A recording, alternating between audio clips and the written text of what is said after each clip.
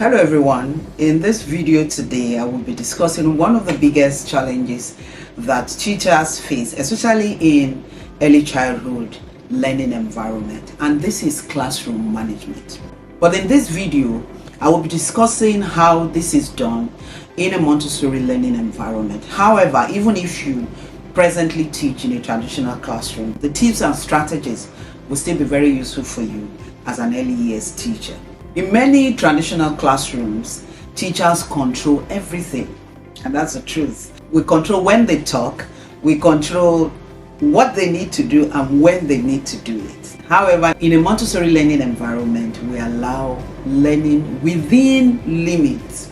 I'm emphasizing within limits because oftentimes when people hear about this concept in a Montessori environment, what we have at the back of our mind is as if children just do whatever they wish to do. There are rules and there are consequences. The challenge is then, how do we maintain order without being too strict?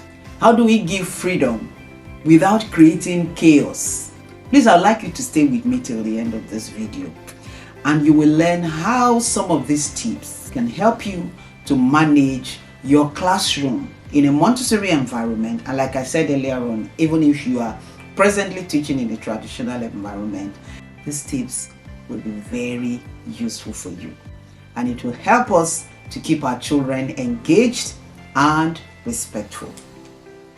The first tip is freedom within limits. Montessori classroom gives children the freedom, but this freedom is not unlimited freedom. Children can choose their work, but they must use the materials respectfully. So normally in a Montessori environment, we introduce activities to the children. We show them how to work with these materials, and because we've taught them through the process of the cycle of activity, they know where the material is, they can go to pick it, they can work with it.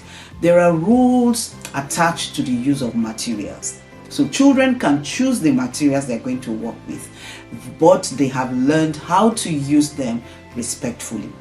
Children have the opportunity in a learning environment to move freely, but they should not disturb others. That's why you'll find that in a Montessori environment, oftentimes you see children walk on the floor and they have a floor mat, they're walking on a table, they have a table mat. There's this demarcation of workspace. And every child know that they need to respect the work space of every other child in the environment. They move freely, but they do not disturb others. Children in the learning environment can walk at their pace.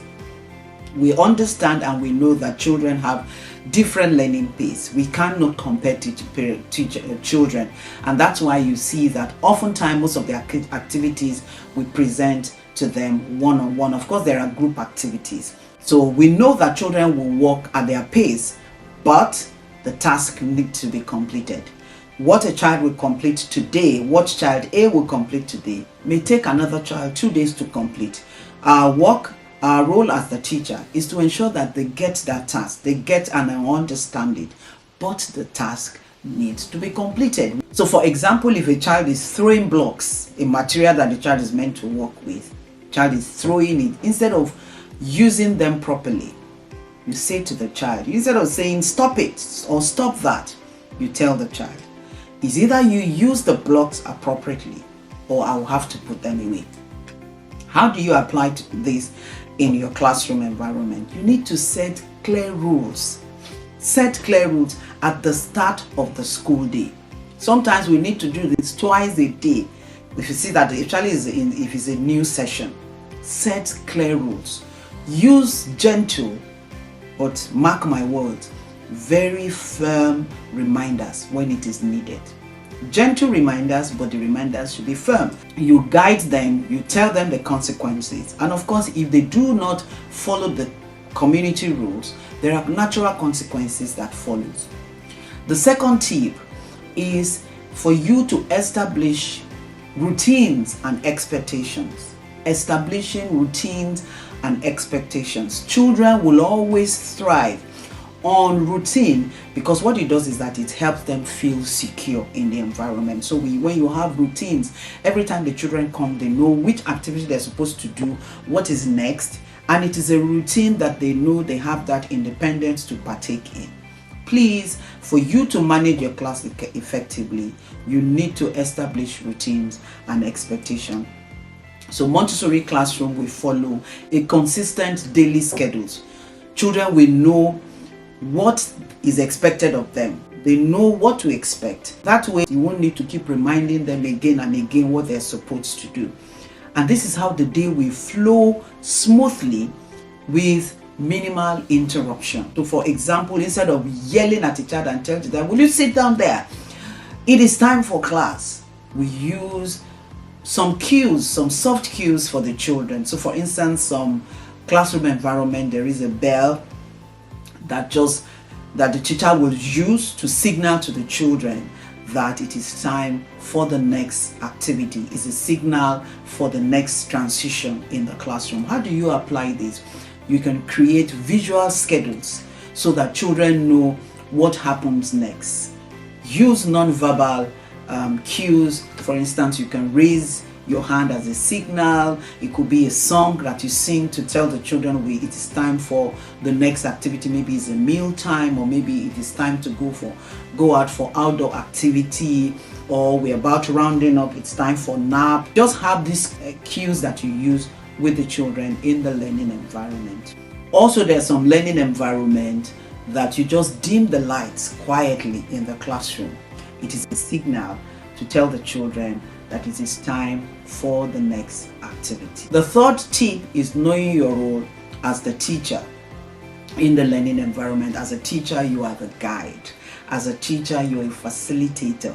As a teacher, you are an observer. In Montessori learning environment, teachers don't control the classroom. The classroom is a community where we learn, and we are part of the learning environment. So we do not take control of the classroom. Of course, you are there to support them, you are there to guide them, and that's why we talk about freedom. It is not unlimited, it is within limit. So our role in the classroom is to facilitate the children's learning. Our role is to support their learning. Our role is to guide the children's learning journey. Your role is to observe what the children are doing before stepping in. You observe and know if you need to intervene. We do not jump at every opportunity to jump in and interrupt the children's learning. We want to observe, because children have that inner drive. As explorers, they have inner drive to problem solve. Wait a little and see if there's a need for you to intervene before you intervene. Also, we avoid constant instructions. Instead, what do? We model the right behaviors to the children.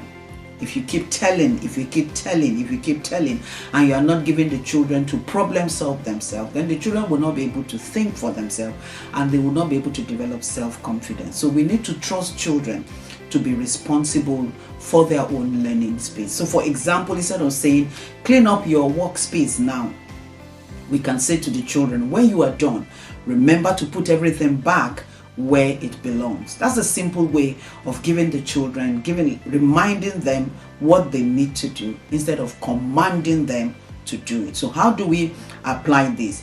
We need to practice silent observation. Watch out for a few minutes before intervening. Of course, oftentimes, because we're there to support their learning, we're there to guide them. There are times oftentimes we need to intervene and guide them to do things properly, but give a little time. Sometimes you'll be amazed that they actually solve the problem themselves without you coming in. And once children are able to solve problems, they're developing self-confidence, they're developing positive self-esteem. So please encourage the children to take responsibility for their classroom. Tip number 4 is for us to use positive discipline instead of punishment. Montessori discipline is about teaching and not punishment. We focus on natural consequences instead of threats. What we do is that we help children to reflect on their actions instead of just scolding them. We give the children the opportunity Talk to them. Let them self-reflect on whatever action they have carried out or misbehavior that is not allowed in the learning environment, and watch what they're going to tell you with what they have done. So we need to guide the children. What we do is we guide the children to make better choices in the future. When we take time to sit with them and discuss with them, what we're doing is we're giving them the opportunity to take good decisions if they encounter that same problem in the nearest future. So for example, if a child spills water, instead of saying, look at the mess that you've just done, what you do is, when we spill water, what do we do? The child will answer, especially if you already have that rule in the environment. Let's get a cloth or let's get a mop to wipe it off. How do you apply this in the environment? Instead of saying no running, you can say, let's ensure we walk carefully inside the classroom. Or you can say, please ensure you're using your walking feet inside the classroom. Instead of timeout, try out calming down area. So in the classroom, you can have an area for the children to calm down and self-regulate.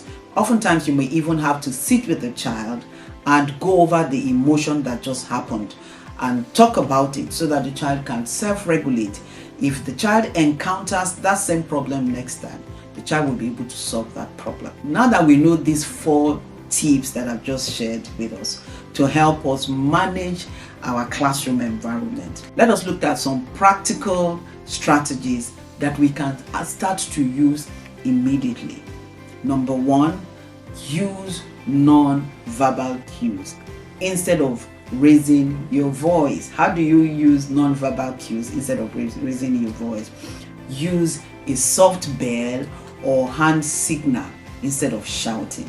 Use a quiet signal, raising your hand and waiting for the children to copy you. Use a gentle touch on the child's shoulder instead of verbal reminders. Number 2, model the behavior you want to see in the children. If you want children to learn to clean, then you need to start cleaning instead of ordering them to do it. If you want children to speak softly, you lower your voice as the teacher in the environment. If you want children to treat materials with care, then you as the teacher need to also treat the classroom materials with care. Number 3, what are the strategies as we have discussed? Give choices instead of command. Instead of saying, sit here now, you could say, would you like to sit here or sit over there? Instead of saying, use the red pencil, use this pink pencil, you can ask the child, which of the pencils would you like to use for this activity today? This way, when you give children choices, you empower the children, and this will reduce resistance in the classroom learning environment. Number 4, use natural consequences to teach responsibility. So if a child spills paint, they help to clean it up. That's the natural consequences. If a child doesn't put materials back, they lose access to use them for a short time. That's the natural consequences. If a child is being disruptive, they take a short break and return when they are ready. Natural consequences. These are the ways we can ensure we're helping the children to self-regulate. This will teach children that their actions have consequences without shame and without fear. In conclusion, Montessori classroom management is not about control, it is about guidance. Instead of forcing the child, what do? We model. Instead of punishing, what do? We teach the children. Instead of controlling, what do? We trust children to take responsibility. So what you need to do after listening to all these strategies is to see how you can try them in your classroom environment. So do well to try out these tips in your learning environment and then share your experience with us in the comment section. Thank you very much for taking the time to listen till this time, and I will see you in another video. God bless you.